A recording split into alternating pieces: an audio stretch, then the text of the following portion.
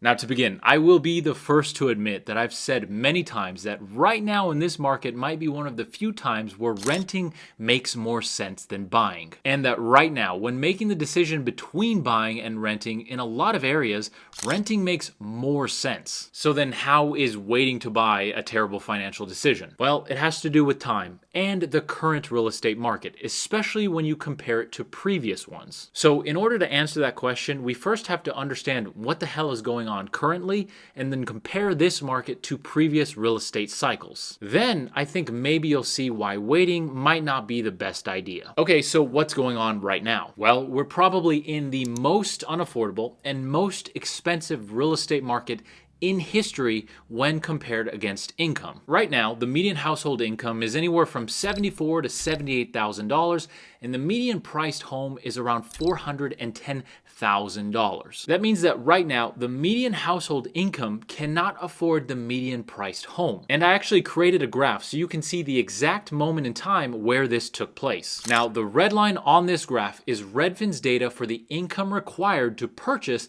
the median priced home. What I did is finish the income required red line with the available estimates, and then I overlaid the black line, which is the median household income. And what you can see is the exact moment in time where the average house became unaffordable for the average person. Okay, now that we know that, a big argument for waiting to purchase a house in simple terms is that markets move like this. And based on this, when prices are at a high point, it is assumed that a low point will follow. And that has been correct in the past. Just look at 2008. Would it have been better to buy a house in 2006 or 2010? Fine, waiting would have been better. But the reason that that line of thinking doesn't work in the current market is twofold. First, when we see a price chart like this, we are forgetting one other line, and that is the income line. And when you plot that, there is no guarantee that prices will fall enough to make a difference when compared to income. Because when prices fall, usually so does income, because they both tend to fall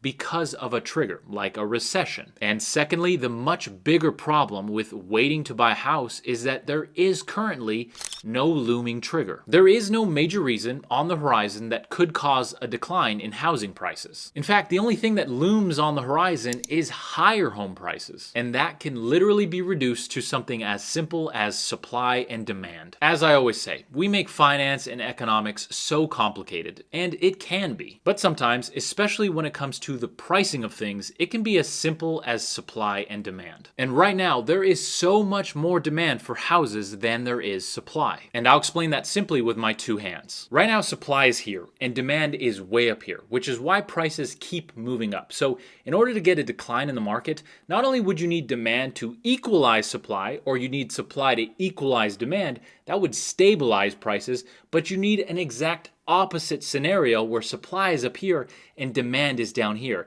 And that scenario just doesn't seem very likely right now. And ironically, that has to do with high interest rates. But Derek, aren't interest rates going to be cut in 2024? Yes, they will, so let's talk about it. Right now, supply is low, especially in starter homes because builders aren't building them, because they're not that profitable right now for builders. One of the main reasons being high interest rates on construction loans. And on top of that, there's a huge supply of existing homes whose owners want to sell but can't because of high interest rates. A lot of those homeowners have sub 3 and sub 4% mortgages from years back, which means that they literally cannot afford an equal or better home right now because of higher interest rates. So when interest rates are cut, both of those problems should be theoretically fixed, right? Yes, theoretically they should. So then you should wait to buy a house? Here's the thing. Every economic action affects both supply and demand, which means we cannot look at supply in a vacuum. A reduction in interest rates should add supply to the market with a lowering effect on prices. But what if it adds more demand than it does supply? If it adds 1 million units on the supply side, but 3 million units on the demand side, then lower interest rates will actually have a raising effect on prices. And unfortunately, that is actually the most likely scenario. Data shows that for every singular percentage point drop in mortgages, 1.5 million new home buyers can afford the median priced home. So the simple question becomes, will every percentage point drop in mortgage rates increase supply by more than the 1.5 million new demand units? In my opinion, no, unfortunately. I don't think so. And trust me, I hope I'm wrong. Seriously, I hope I'm wrong. And I hope the market keeps getting more and more affordable as the months and years go by. But right now, the problem is that the data doesn't show any signs that the market is getting any less expensive. And the data doesn't show that that will change anytime soon, which means that if you choose to wait to purchase a home, you could be leaving literally tens of thousands of dollars of net worth in the form of equity on the table. And on top of that, you might only see higher home prices as the months and years progress. Now, I have no horse in the race, whether you buy a home or not. I just want to give you as much information and knowledge as I can. And right now, these are the facts. So then why have I said myself in previous videos that renting might be better? Well, because in the short term, renting can absolutely be less expensive than buying on a monthly basis if you look at just the costs. But here's the problem. The longer that you remain in a property, the less that this becomes the case. Which is why at the beginning of this video, I said time was a factor. If you can afford to buy a home and you plan on remaining in the same location for say 5 or 10 or more years,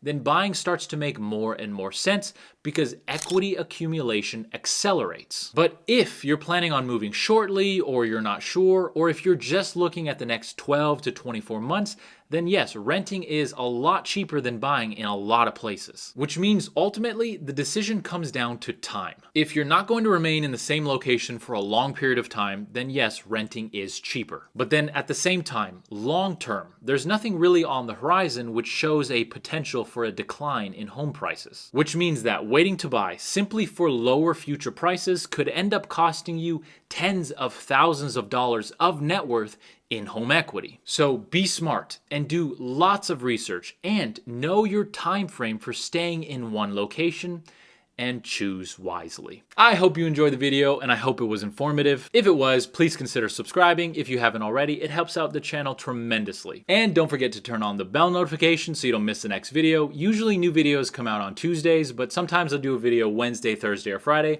if there's something important that we need to talk about. Other than that, I hope you have a fantastic rest of your day and I will see you in the next video. Take care.